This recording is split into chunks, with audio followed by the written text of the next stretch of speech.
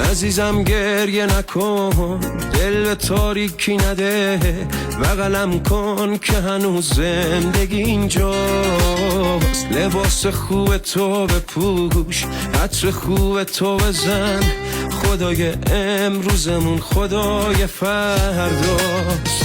نگو فردا چی میشه، هرچی شد کنارتم، واسه ما زندگی با بقیه فرق داشت. دیدی بارونم گرفت، یه روزم گل در میاد، میبینی عطر خوشی کوچه رو برداشت.